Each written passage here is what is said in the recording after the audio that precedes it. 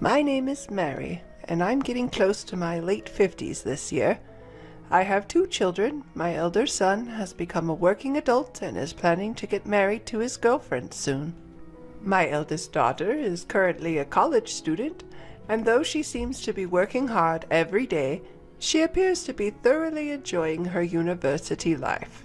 With my children growing up, I've almost finished my duties as a mother, and being a former nurse, I'm considering returning to the caregiving profession. One day, I got the shocking news that my father-in-law, Bob, had suffered a stroke. I received a call from my husband, John, and rushed to the hospital where Bob was admitted. Bob has always been a very earnest man, gentle, and has been very kind to me, his daughter-in-law. However, I have been worried because he hasn't been in good spirits since his wife, Alice, passed away 3 years ago. I occasionally visited his house to check on him and noticed a clear lack of energy, so we had been frequently inviting him out with the kids. Amidst this, when I had just begun to notice a return of vitality to Bob, the news of his stroke filled me with unease. When I arrived at the hospital, Bob's daughter and her husband were there, engaged in some conversation. "Sorry I'm late. How's Bob doing?" I asked, catching my breath as I approached John's sister, Isabella. Isabella sighed in irritation when she noticed me and said, "You're late. We have somewhere to be, so can you take it from here?" With that, she left briskly. Isabella has always seemed indifferent to Bob, often treating him coldly. Not only Bob, but she was the same with Alice when she was alive. Bob and Alice were such kind people, and they never said anything to her, but I think that's what made her what she is now. For now, I paced around the waiting area nervously while Bob was presumably in surgery. In the meantime, John arrived at the hospital. "Mary, how's Dad?" John was obviously worried. Sweat dripped from his forehead, and his dress shirt was soaked with perspiration. When I shook my head, John dropped the bags he was carrying, his face pale. No way." I quickly corrected him. "No, he's still in surgery. We don't know yet." John seemed to relax a bit, picking up his fallen bags and sinking into a chair. "Should we prepare ourselves?" I rushed over to John, who looked on the verge of tears, and put my hand on his back. "No, it's going to be okay." I felt helpless, not being able to say anything else, but I couldn't think of anything else to say. A few hours later, the surgery ended, and we were told by the doctor to come into a small room for an explanation. "The surgery was successful. However, he will most likely have some lasting effects." In other words, we were told Bob would need care. While I do hope for Bob's wellness, if it comes to providing care, this also involves Isabella and her husband. John and I decided to call Isabella to discuss this. As a result, we agreed to talk things out and arranged a meeting at Bob's house while he was still in the hospital. "I'm not going to look after him," Isabella announced as soon as the discussion started, shocking John and me. "Wait, if you're not going to, what are we supposed to do?" "I don't care. You two can take care of him," my sister-in-law Isabella said, idly fiddling with her neatly decorated nails that were done somewhere. Her husband, Tom, nodded in agreement. "What about a nursing home?" "What on earth are you talking about? I don't intend to waste money." This is what happens whenever I step in. Isabella glares at me with a look of the devil on her face. It feels like I'm not allowed to voice an opinion, so I shut my mouth. "If he can't go to a facility, and you girls won't look after him, then what are we going to do?" "That's why you guys should take care of him. I don't need some decrepit poverty god in my house." Isabella giggles as she speaks. Even I, normally patient, lost my cool at that. "That's too much, even for you. He's your father." "I don't care. Why is it that just because he's my father, I have to be the one to look after him? Besides, he's John's father too. I've been saying you guys should look after him." There's nothing I can say to that. If we could take care of him at home, I would love to. But our house isn't fully accessible. There are many steps and level differences. If we were to take in my father-in-law, we'd have to remodel our house, and we don't have enough funds for that. Mary, don't you have a care worker certification? Taking care of Dad should be easy, right? I was at a loss for words at Isabella's smug face. John too seemed to feel the same, and we decided to take the issue home for the time being, leaving our in-laws' house behind. What should we do? Mary, you were thinking about going back to your care work. That's okay. I wasn't absolutely set on going back, so don't worry about it, I gently said to a troubled John. The issue is the money. I don't mind taking in your father, but if we do, we'll need to make this house accessible so he won't fall, and medical equipment isn't cheap. You're right. I wonder if it'll cost about $100,000. That's just a rough estimate, but if we think about adjusting the entire first floor for him to live on, that's about how much it'd cost. Our eldest daughter is still in college, so we don't have that much money. We still have a mortgage on the house, and the thought of adding a loan for renovations is daunting. I feel terrible about this, but should we ask him to go to a facility? The question is, can we even get him in one? The waiting lists are long, and the costs aren't negligible. I'm sure Isabella and her family won't help. There seems to be no solution in sight. We decided to at least hear out my father-in-law's opinion, and I alone went to the hospital where he was hospitalized. Upon entering his room, I found my father-in-law had recovered considerably and greeted me with a smile. Sorry for all the trouble. Every time I visited, my father-in-law would say something like this. Why would you say that? Now, I've brought you one of your favorite books today. According to the doctor, my father-in-law suffered a stroke on one side of his body and could no longer move the right half of his body on his own. Because of this, when reading a book, he would place it on the table and use something heavy to keep the pages from turning on their own. Ah, thank you. My father-in-law took the book I had brought and placed it by his pillow. Dad, I came today because I wanted to talk about something. It's about what's to come. At this, my father-in-law smiled warmly. Oh, I know. I'll be okay, even in a nursing home. I have saved up for it, so you don't have to worry. Despite his words, I could see a hint of loneliness in his expression. Well, Dad, if you're okay with it, why not come to our house? I've worked in elderly care before, and I'm a stay-at-home mom, so I have time. And John's there too. That's right. Let's live together. I blurted out the words, seeing his lonely expression. My father-in-law looked at me in surprise. That's a kind offer. He must have felt it somewhere within him, that he couldn't go back to his own house anymore. His own house, where his daughter Isabella and her husband are living. And I can see them treating him as an inconvenience if he were to return, ultimately leading him to a nursing home. Thinking this, I felt a pang of sadness.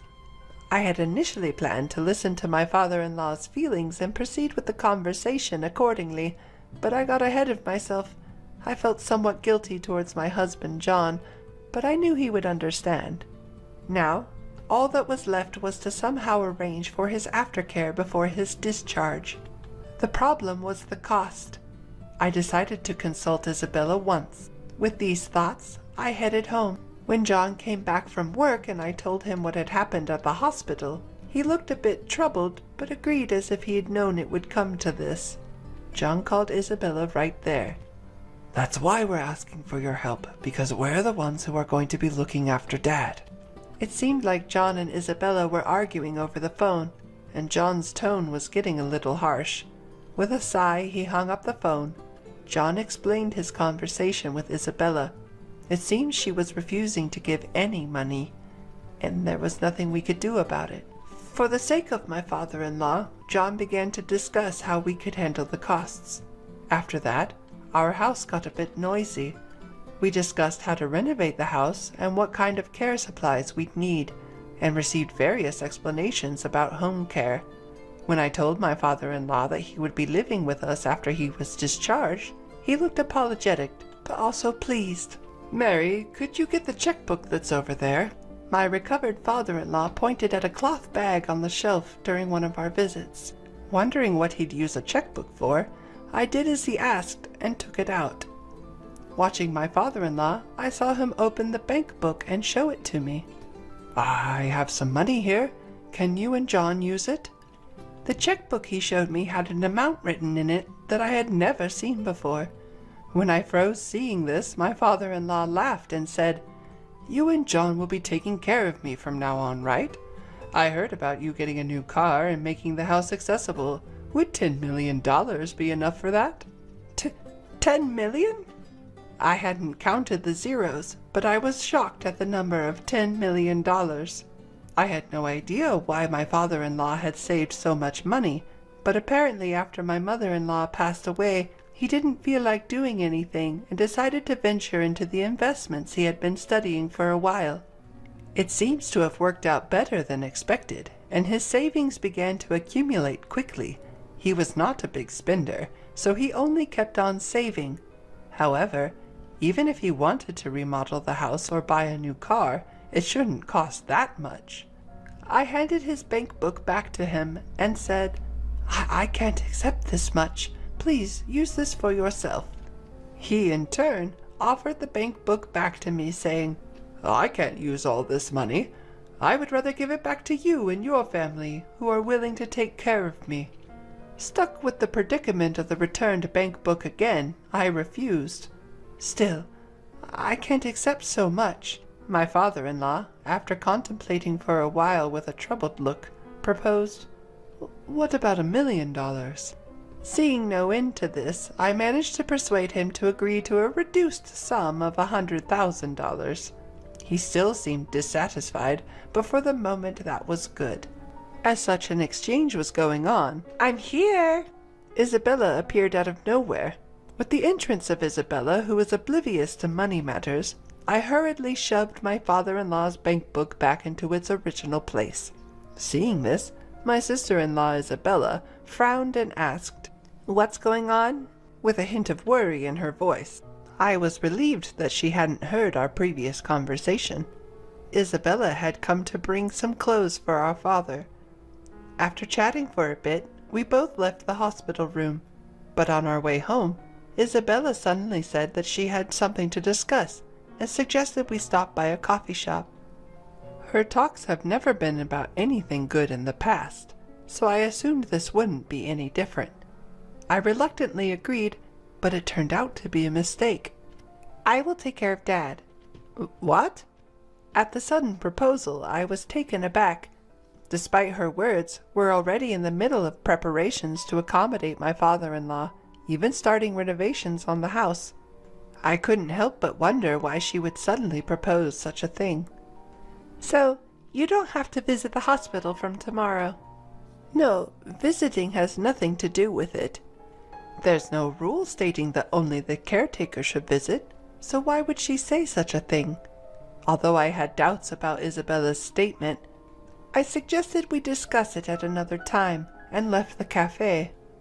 When I told my husband John about this at home, he pondered over it and suddenly seemed to connect the dots. She must have overheard about the savings. Although I had a hunch about it, it seems that was the case. John said, "Otherwise, there's no way she would accept the caretaking, especially considering she was so opposed to it until recently." I had vaguely suspected that she had found out about the money and was trying to curry favor to inherit all of it. She might even come up with some excuse to start spending it. "But what should we do?" I asked. "I have an idea. Let's let her take a shot," said John, with a sly grin on his face, indicating he was up to something. Feeling uneasy about his plan, I decided to keep quiet and follow Isabella's request for now. I had conveyed to my father-in-law that he wouldn't need to worry about money and that his daughter Isabella would be providing care. His response was ambiguous, a vague expression not quite affirming or denying his understanding, and with that, the conversation ended. Afterward, He was safely discharged from the hospital and returned to his family home in Nebraska where Isabella resided. When my father-in-law was discharged, I had the chance to inspect the family home. The state of the house was unclear. There was no renovation, and it was questionable whether there were enough caregiving supplies. I doubted if real caregiving could happen in such conditions. However, this was Isabella's choice. I felt it was not my place to comment, so I decided to keep quiet. 2 months later, I got a call from Isabella. "Mary, I can't do this anymore. Please come over right now." She sounded frantic over the phone, so I responded and hurried over to the house in Nebraska. When I arrived, the house was messy and there was a disgusting odor in the air. As I was wondering what happened, Isabella appeared, looking more disheveled than ever. She had dark circles under her eyes, and her walk was unsteady. "Are you okay?" I rushed over to Isabella, clearly in a bad state. Isabella grabbed my hand and said, "Take Dad away." At first, I didn't understand what she meant, but after calming her down and getting her to explain, it seemed she had underestimated the challenges of caregiving. The duties extended from assistance with walking and meals to dealing with incontinence, which also meant dealing with diapers. It was overwhelming for her, not being able to handle anything around the house or even look at herself. I told her I couldn't make any decisions right then and promised to contact her as soon as possible. I took this matter home with me. "It lasted 2 months. That's impressive," my husband John muttered as he glanced at the calendar. Apparently he had seen this coming. He proposed we go and pick up my father-in-law on his next day off, and I agreed. A few days later, when we arrived at the family home in Nebraska, my father-in-law was already packed and ready to leave. I felt relieved that I could finally take him home. "I've endured for 2 months, and I used to live here too, so I deserve at least $5 million, Isabella said out of the blue as we were about to help my father-in-law into the car. I was so startled that I stopped in my tracks. John, too, was taken aback and turned to look at Isabella. Unfazed, she had a smug expression on her face. "What are you talking about, Isabella? This is not the time or place to talk about money, especially in front of Dad. He raised us after all." John tried to reason with her, but it seemed to have no effect. "I'm his daughter. It's only fair that I get paid." Her defiant response surprised me. How could she be so brazen? I questioned Isabella's personality. "Enough, Isabella. You shouldn't be talking about such unsavory matters. And besides, you've already received money," my father-in-law injected with a disbelieving expression. "There's none left. Just $5 million. What's so hard about that? If you're just going to wither away, you might as well put it to good use." "Sis!" I was taken aback. To think she would dare to speak in such a manner to her own father. I stood frozen in surprise. Even my usually composed husband, John, seemed to be seething at Isabella's words, his face turning beet red as he glared at her. "John, it's okay. She's speaking the truth." In an attempt to soothe his riled-up son, Bob, my father-in-law, gently reassured him and then turned to Isabella with a stern expression. "Isabella, you are no longer my child. Leave this house." His words were icy, to the point. Upon hearing this, Isabella froze in shock. What? What are you talking about? I'm your only daughter." "I only have a son, and this kind and caring woman here is my daughter-in-law. I don't know you anymore. Take your foolish husband and leave." Having only heard the soft-spoken side of my father-in-law, Bob, I was astonished at the harsh tone now. Looking at Bob, his eyes were hardened, not permitting any defiance. It seemed as though that the message was being conveyed. Even Isabella was silenced by his dominance. "Well then, shall we go? We're counting on you moving forward." It was as if the face from earlier had disappeared. Bob was back to his usual self, and he smiled at me. John and I had no choice but to follow his words. We drove back home, leaving a stunned Isabella standing in place.